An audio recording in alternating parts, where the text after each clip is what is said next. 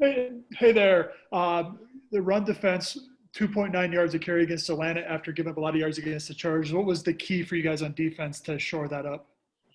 Just everybody doing their job, just making sure we pride ourselves first on stopping the run. This is a defense is built on. So the versus the Chargers wasn't up to our standards. So Atlanta, we just wanted to make sure we wanted to shut their backs down because they had multiple backs with Gurley, Hill, and another back. So we just wanted to put our best foot forward and just stop the run. Next one, Nick Kosmeyer. Hey, DeShawn, how you doing? A couple quick questions for you. First of all, just playing this season and getting this opportunity that you have, particularly with a lot of the injuries on the defensive line. What does it mean to you, given all the kind of grinding through adversity you had to get here? And secondly, we haven't talked to you since the interception in New England. Can you take me kind of through what the reaction was after that? Just waiting on my moment. Always being ready, so I ain't got to get ready. But I'm also just having a bunch of great guys, supporting me, through this journey. Finally getting to see me play. Knowing what I'm capable of doing, I'm showing it each and every week. I just want to show something. I won't say I've been traumatized by cuts, but I feel like I can have an interception again, or I can have 3 sacks in a game. I come in the next day, feel like I can be cut anytime. That's just how I day to day. I just play like it's my last, because you never know. But with the interception, man, it was great. Some people making a big deal out of it than what it really was. I was just there at the right time, just doing something to help my team. I was where I was supposed to be at, and it helped my team to win, and that was that. I don't want that interception to be, oh, that's what DeShawn Williams is only, his highlight of. I want to do more things. That right there, it catapulted to my confidence of continuing to play. Next one, Andrew Mason. Yeah, you mentioned all the cuts. I mean, what pushed you to keep going through all that?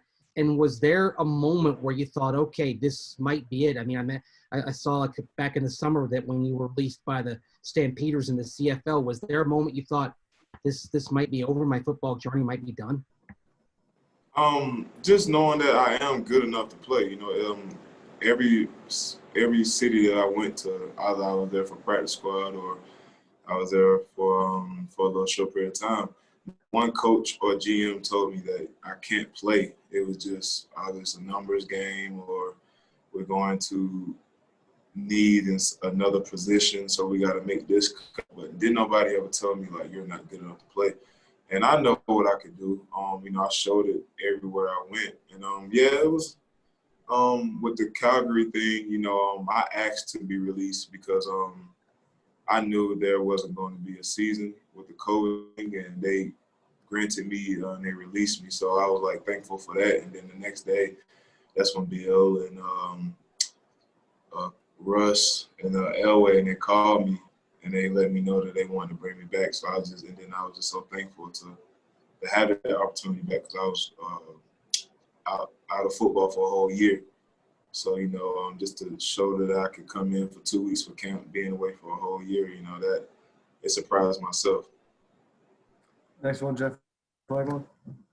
DeShawn, in all those times you had those talks with coaches, were there any of them who gave you that nugget of optimism or said something that was important to you in all this? I can go back from my rookie year, 2015, when I was on practice squad. I brought up Coach Lewis. He told me, I don't know if y'all know his name, Kelly Gregg. He was at Baltimore with him. He told me, your story is going to be like his. He didn't start off playing. He was on practice squad for a couple of years, and then he blew up and started playing, started dominating. And then my price, other one was obviously here with Bill. He told me when I came in 2018 that I could be an asset to the team. And then when I was in Indy, Coach Frank, he told me, like, my passion for the game is not unnoticed. Like, how I go about my business is like a pro. I work hard each and every day, and hard work doesn't go unnoticed. But during them period of time, it felt like you know, I keep working hard and the coaches are saying the same thing, and I keep getting cut. And it's like, is your hard work really being paid off? And I think now it's coming tenfold right now. And I'm just thankful and blessed to have this opportunity. Next one, Mike Liss. Yeah, DeShawn, I heard Geno Atkins was a mentor to you. You know, how did he help you? And has there been any others since you left Cincinnati that have helped bring you along? That came about the defensive coordinator is with the Raiders now, Paul Gunther. He gave me the nickname Baby Geno, and because how we walk, our feet are like, we walk like ducks. So he gave me the name Baby Geno, and then that it just took for in Cincinnati, they just ran with it. But he was a big help. You know, coaches getting on, you know, you're a rookie, you feel like you can't do anything right. You know, coaches are on you yelling, but he pulled me to a side and told me, you know, I see some things that you do that's similar to me when I was a rookie. And he molded me to, you know, just to be a pro. Like he definitely helped me, himself, Carlos Dunlap, Michael Johnson. And then when I left Cincinnati, I say in Miami, I had a great teammate I played with, my freshman at Clemson, Andre Branch. He helped me out. And then coming back here, man, just Jurrell Casey, you know, an all-pro, Pro Bowler.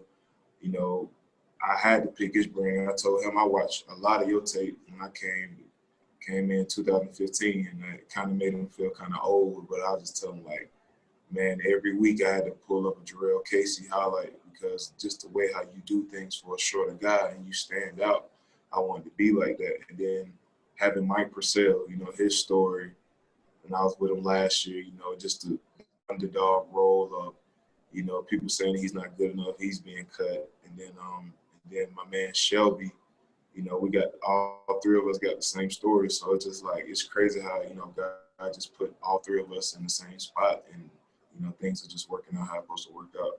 Guys, time for a few more. Next one, Troy. DeShawn, what is it you love about football? Given your journey and you get cut multiple times, I mean, what is it about the sport that keeps you going that you love? Really is just the process, you know, the grind, because I know I'm big on, if you work hard, something good gonna come out of it. And I'm a true testament of just working hard. It's just football, I think, is just my calling. You know, God gives people a lot of talent. And me, you know, I'm not the tallest, I'm not the biggest, you know, I'm 6'1", 290. But somehow, some way, when I get on the field, I do something to contribute for the team. And it shows, and it's just I don't know how to say it. It's just, I think God just got his arms over me, and he just made me a football player. I'm just a blue-collar guy that like to go to work. You know, it's not going to be pretty sometimes, but I'm going to do my best and make the most out of it. Final two, Kyle, Eric. Hey, DeShawn, what's been your impressions of playing alongside Sylvester Williams? And just obviously he's taken a long road back to here. And what's kind of his hunger to stick around just like you? It's just crazy, you know, watching, you know, a guy, you know, that was drafted high, you know, first round, I think.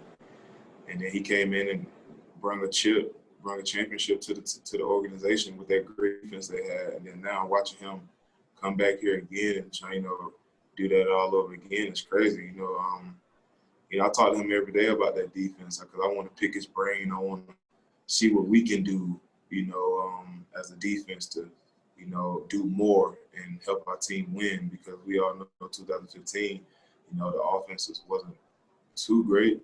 But, you know, the defense somehow, some way pulled out a win.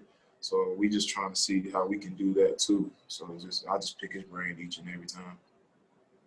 Final one, Eric.